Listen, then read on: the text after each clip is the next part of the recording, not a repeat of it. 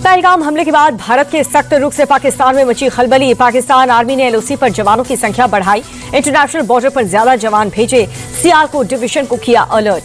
पाकिस्तान के पूर्व सैनिक आदिल रजा का बड़ा दावा, कहा पाकिस्तानी आर्मी चीफ आसिफ मुनीर ने पहलगाम हमला करवाया।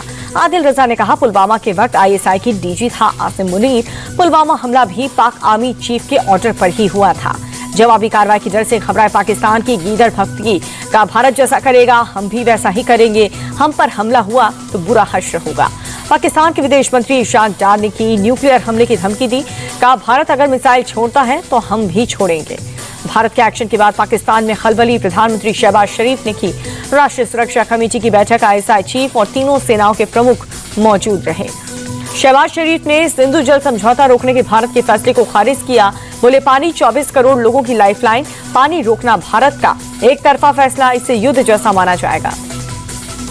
जवाबी कार्रवाई की जड़ से पाकिस्तान ने भारत के लिए अपना एयर स्पेस बंद किया।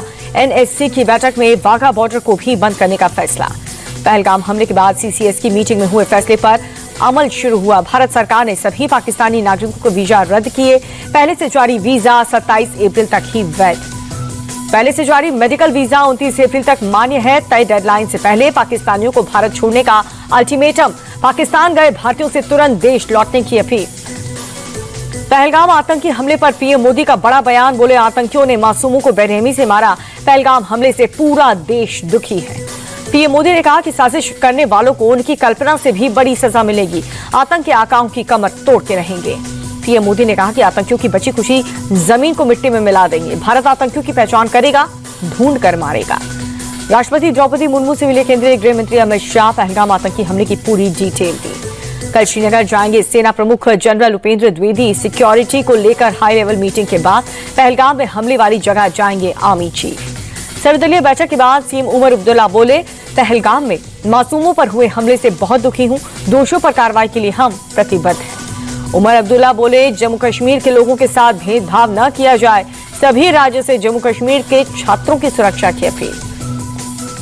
विदेशी राजनयिकों के साथ केंद्र सरकार की मीटिंग, अमेरिका, चीन और जापान समेत कई देशों के राजनयिकों को दी गई पहलगाम हमले की जानकारी। पहलगाम आतंकी हमले पर गृह मंत्रालय में हाई लेवल मीटिंग, गृह सचिव गोविंद मोहन, आईबी डायरेक्टर और रॉ प्रमुख भी शामिल। जम्मू कश्मीर में आतंकियों की तलाश तेज हुई, एनआईए और सीआरपीएफ ने चलाया ज्वाइंट ऑपरेशन। पहलगाम अटैक के खिलाफ अनंतनाग में प्रदर्शन, सरकारी डिग्री कॉलेज की महिलाएं शामिल। पहलगाम आतंकी हमले को लेकर के देश भर में गुस्सा है। मध्य प्रदेश की राजधानी भोपाल में लोगों ने आतंक का पुतला जलाया। पटना में कांग्रेस दफ्तर में महागठबंधन की बैठक, पहलगाम आतंकी हमले में जान गंवाने वाले लोगों को दी गई श्रद्धांजलि।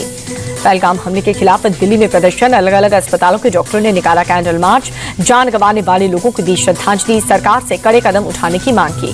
पहलगाम आतंकी हमले पर यूपी सीएम योगी आदित्यनाथ बोले आतंकी हमला क्रूर और कायराना कृत्य, आतंकवाद अब अंतिम सांस ले रहा है।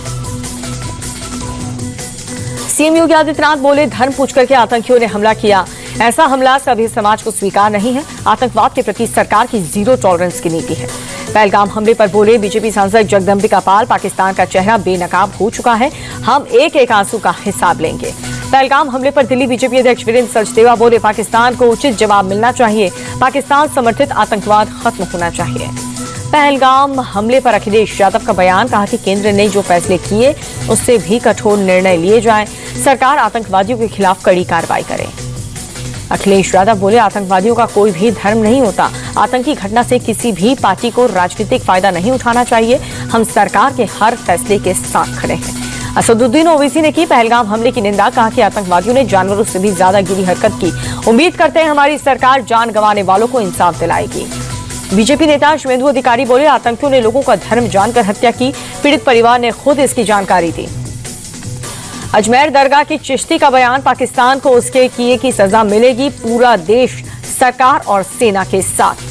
पहलगाम आतंकी हमले में मारे गए कानपुर के शुभम द्विवेदी के घर पहुंचे सीएम योगी आदित्यनाथ, शुभम की पत्नी और परिवार से मुलाकात की, ढांढस बंधाया, योगी ने हर संभव मदद का भरोसा भी दिया। मुख्यमंत्री योगी आदित्यनाथ ने शुभम द्विवेदी को श्रद्धांजलि दी। पहलगाम आतंकी हमले में हुई थी शुभम की मौत।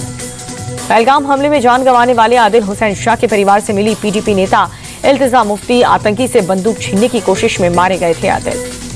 पहलगाम हमले में जान गंवाने वाले इंदौर के सुशील के बेटे ऑस्टिन को भी बड़ा बयान सामने आया। बोले कि गोली मारने के बाद आतंकी सेल्फी ले रहे थे, अपने सिर पर कैमरा लगा करके आए थे आतंकवादी। इजरायल के पीएम नेतन्याहू ने प्रधानमंत्री मोदी से फोन पर बात की। नेतन्याहू ने पहलगाम आतंकी हमले की निंदा की है। बिहार के मधुबनी में राष्ट्रीय पंचायती राज दिवस कार्यक्रम में शामिल हुए पीएम मोदी राज्यपाल के साथ साथ सीएम नीतीश भी मौजूद रहे। राष्ट्रीय पंचायती राज दिवस पीएम मोदी ने गिनाई उपलब्धियां, कहा कि देश को 3000 पंचायत भवन मिले हैं। भारतीय नौसेना की बढ़ती ताकत आईएनएस सूरज से स्वदेशी गाइडेड मिसाइल का सफल टेस्ट हुआ। समंदर के अंदर टारगेट का तबाह करने की अभ्यास जारी। मुंबई हमले के मास्टरमाइंड तहव्वुर राणा की अर्जी खारिज हो चुकी है। पटियाला हाउस कोर्ट ने परिवार से टेलीफोनिक बातचीत की याचिका ठुकरा दी। पटना में बिहार चुनाव को लेकर के महागठबंधन की दूसरी बैठक तेजस्वी यादव समेत लेफ्ट और वीआईपी पार्टी के नेता शामिल हुए। दिल्ली के सीएम रेखा गुप्ता ने लोक निर्माण विभाग की बैठक की है। लोक निर्माण मंत्री प्रवेश वर्मा समेत अधिकारी भी मौजूद रहे। दिल्ली के चांदनी चौक में भागीरथी पैलेस मार्केट में आग, दमकल की 9 गाड़ियों ने कड़ी मशक्कत के बाद आग पर काबू पाया। राजस्थान के भीलवाड़ा में साइको किलर गिरफ्तार। 24 घंटे में किए गए 3 मर्डर। आरोपी ने घर में छिपा रखी थी लाश। चौकीदार की हत्या के बाद पुलिस ने आरोपी को गिरफ्तार कर लिया। घर पहुंचने पर 2 और हत्याओं का खुलासा हुआ। राजस्थान के पूर्व मंत्री महेश जोशी गिरफ्तार। जल जीवन मिशन घोटाला मामले में ईडी ने किया अरेस्ट। 8 घंटे की हुई थी लंबी पूछताछ। लगातार 7 दिनों की बढ़त के बाद आज शेयर बाजार गिरावट के साथ बंद। सेंसेक्स 315 और निफ्टी 82 अंक लुढ़क गया। अमेरिकी डॉलर के मुकाबले रुपए में 16 पैसे की बढ़त। $1 की कीमत 85 रुपए 29 पैसे हुई।